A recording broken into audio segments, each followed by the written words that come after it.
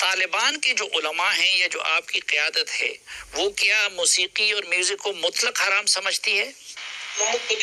चौकाट नज़र खबर न दा इस्लाम दे उसूल खबर दा इमाम अबू हनीफा रहमतुल्लाह अलैह दे मजहब खबर से मजहब फैसला से भी मुजतहिदीन मुजतहिदीन ने इसने इज्तिहाद को दे मौलिद। अफ़गान तालिबान के तर्जमान ज़बीहुल्लाह मुजाहिद से जिरगा प्रोग्राम में सलीम साफ़ी ने सवाल किया कि तालिबान क्या मौसीकी को मुतलकन हराम समझते हैं, तो उसके जवाब में ज़बीहुल्लाह मुजाहिद जो कि अफ़गान तालिबान के तर्जमान हैं, उन्होंने जवाब दिया कि हम इस तरह के मसाइल में अपने मुज्तहिद इमाम आज़म अबू हनीफ़ा रहमतुल्लाह तआला अलैह की फ़िक़्ह को चूँकि फ़ॉलो करते हैं तो उन्हीं के मुताबिक हम इन इज्तिहादी मसाइल में अमल पैरा होंगे।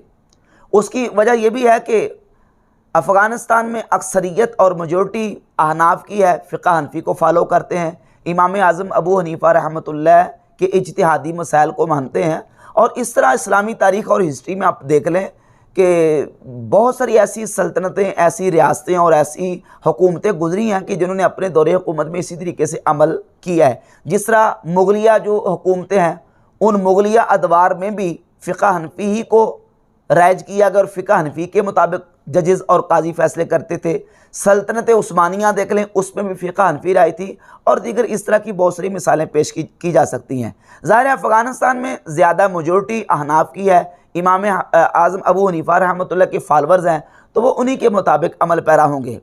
लेकिन इस जवाब को सुनते ही मिर्ज़ा जेलमी ने दांत पीसने शुरू कर दिए और पेट में मरोड़ होना शुरू हो गया।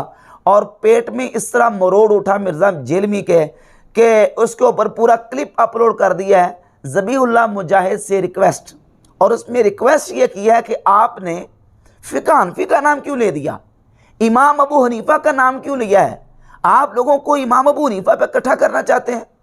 लोग तो अबू बकर उमर पे इकट्ठे नहीं हैं। मिर्ज़ा साहब बेहम्दिल्लाह ताला अहले सुन्नत सारे हज़रत अबू बकर उमर पे इकट्ठे हैं।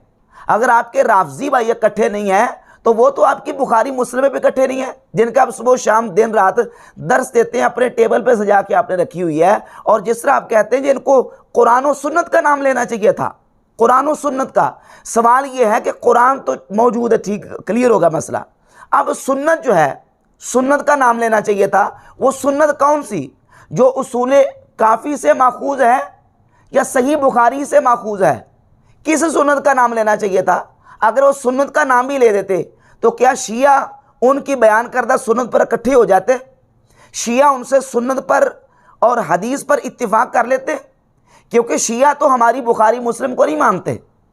वो तो ये किताबें उसूल काफ़ी, फ़ुरूए काफ़ी, तहज़ीबुल हकाम, अल इस्तिबसार, मल्ला याज़ुल फ़क़ीह, इन किताबों को मानते हैं। अगर ज़बीहुल्लाह मुजाहिद तर्जमान अफ़गान तालिबान अगर वो ये कह देते कि हम कुरान और सुन्नत को फॉलो करेंगे, तो सवाल ये पैदा होता कि सुन्नत कौन सी, वो सुन्नत जो इन किताबों से माखूज है या वो सुन्नत जो इन किताबों से माखूज है।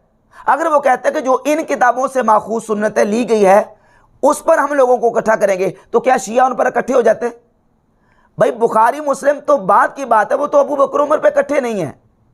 जब वो हमारे साथ उनका इख्तलाफ बुनियादी मेन इख्तलाफ है तो हमारे साथ इत्तिफाक कैसे कर लेंगे।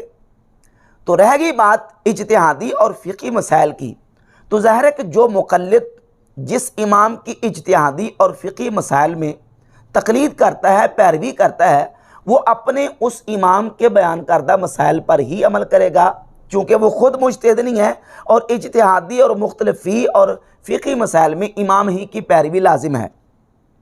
जहाँ तक रह गई बात मिर्ज़ा जेलमी की, तो मिर्ज़ा जेलमी तो अपने इसी बयान में ये कह रहा है, कहता है हर मसले में इख्तलाफ है, हर मसले में इख्तलाफ है। यहाँ तक इसने कहा कि अल्लाह ताला पर भी इख्तलाफ है, नबी अलैहिस्सलाम पर भी इख्तलाफ है, कुरान पर भी कहता है इख्तलाफ है। आधे से ज़्यादा मुसलमान वो हैं जो सूरतुल फातिहा को नहीं मानते। आप एक मसला बताएं जिसके ऊपर मुसलमान मुत्तफिक है। आप कहेंगे नहीं बेशुमार है जी, केड़ा है कुरान पे जी, कुरान पे मुत्तफिक है सिर्फ किताब होने पे। सूरह फातिहा को आधे से ज्यादा मुसलमान मानते ही नहीं है। अब अंदाजा कर लें, जब तुम्हारे बकौल अल्लाह पर भी इख्तलाफ है, नबी पर भी इख्तलाफ है, कुरान पर भी इख्तलाफ है, जब इख्तलाफ मौजूद है तो क्या करेंगे इख्तलाफी सूरत में।